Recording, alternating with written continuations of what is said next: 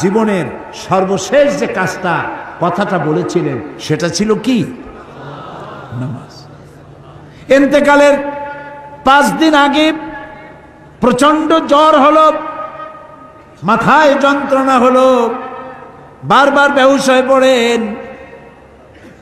যে রাত্রে ইন্তেকাল করবেন সেই রাত্রে সাহাবায়ে কেরাম কেউ ঘরে ফেরে নাই, সবাই কাঁদতেছে। সকলের ধারণা নবীজি খুব তাড়াতাড়ি বিদায় হয়ে যাবেন। ঘরের মধ্যে স্ত্রীরা কাঁদেন, জামাই কাঁদে, নাতি নাতনি কাঁদেন। সব থেকে বেশি কাঁদছেন হযরতে মা ফাতিমা রাদিয়াল্লাহু তাআলা আনহা। রাসূলুল্লাহর হুশ এলো, হযরত ফাতেমার কান্না দেখে কাছে ইশারা করে ডাকলেন, কানে কানে কি যেন বললেন। হযরত ফাতেমার কান্না বন্ধ হয়ে গেল। হযরত আয়েশা ফাতেমাকে ডেকে বলেন, মা তোমার আব্বা জান কি তোমারে বলল, কান্না বন্ধ হলো তোমার? হযরত ফাতেমা বলেন, মা আমার আব্বা জান আমাকে কানে কানে বললেন, মা কাঁদিস না, তোর কান্না আমার বরদাস্ত হয় না। আমি তোমাকে সুসংবাদ শোনাই, আমি মরে যাওয়ার পর সবার আগে তোমার সাথে আমার দেখা হয়ে যাবে। হযরত ফাতেমা বুঝতে পেরেছেন এর অর্থ হলো রাসূলের ইন্তেকালের পরে আত্মীয় স্বজনের ভিতরে সর্বপ্রথম ফাতেমার ইন্তেকাল হবে। হয়েছিল তাই। রাসূলুল্লাহ বেহুশ হয়ে পড়লেন, আবার হুশ হলো, আবার বেহুশ হলেন। হজরের পরে হযরত জিবরাইল এসে বলছেন, আসসালামু আলাইকা ইয়া রাসূলুল্লাহ, হে আল্লাহর রাসূল, আল্লাহ আপনাকে সালাম বলেছেন আর তিনি জানতে চেয়েছেন আপনি কেমন আছেন। তিনি জানেন আপনি কেমন আছেন, তারপরেও তিনি জানতে চেয়েছেন আপনার মুখে আপনি কেমন আছেন। নবীজি বললেন, আমি বড়ই কষ্টের ভিতরে আছি, অসুস্থ আছি। হযরতে জিবরাইল বলছেন, ইয়া রাসূলুল্লাহ, একজন নতুন ফেরেশতা এসেছে আজ আমার সাথে, যে ফেরেশতা কোনো মানুষের কাছে আসার জন্য অনুমতি কোনোদিন চায় নাই আর কোনোদিন চাবেও না, শুধু আপনার অনুমতি চায় আপনার কাছে আসার জন্য। সে ফেরেশতার নাম মালাকুল মউত। হযরতে মালাকুল মউত রাসূলের অনুমতি নিয়ে রাসূলের জাসাদ মুবারকের কাছে এসে সালাম পেশ করলেন। বললেন, ইয়া রাসূলুল্লাহ, আদম আলাইহিস সালাম থেকে নিয়ে শুরু করে এই পর্যন্ত আমি যত মানুষের জান কবজ করেছি আর কিয়ামত পর্যন্ত যত মানুষের জান কবজ করব, কারো কাছে অনুমতি চাই নাই, অনুমতি চাওয়াও আমার লাগবে না। কিন্তু আজকে আসার সময় আল্লাহ রাব্বুল আলামিন আমাকে বলেছেন আমি যেন আপনার অনুমতি চাই।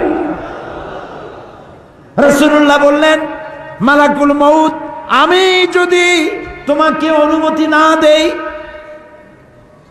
হযরতে মালাকুল মউত বলেন, ইয়া রাসূলুল্লাহ, আল্লাহ তাআলা বলেছেন অনুমতি যদি না পাও ফিরে এসো। আল্লাহু আকবার, আল্লাহু আকবার। হযরতে জিবরাইল বলেন, ইয়া রাসূলুল্লাহ, আল্লাহ রাব্বুল আলামিন আপনার সঙ্গে দিদারের ইন্তজার করতেছেন। নবী বললেন, মালাকুল মউত, তুমি তোমার কাজ শুরু করতে পারো। মালাকুল মউত যখন জান কবজ করতে যাবে, রাসূলুল্লাহ বললেন, আয়েশা একটু কাছে আসো। ওই যে সোনা ছিল কয়েক টুকরা, সোনাগুলোর খবর কি? 6 টুকরা, ছোট্ট ছোট্ট 6টা টুকরা সোনা ছিল, সোনাগুলো কই? হযরত আয়েশা বলেন, আমি তার যত্ন করে রেখেছি। নবীজি বলছেন, এক্ষুনি স্বর্ণ টুকরাগুলি সদকা করে দাও।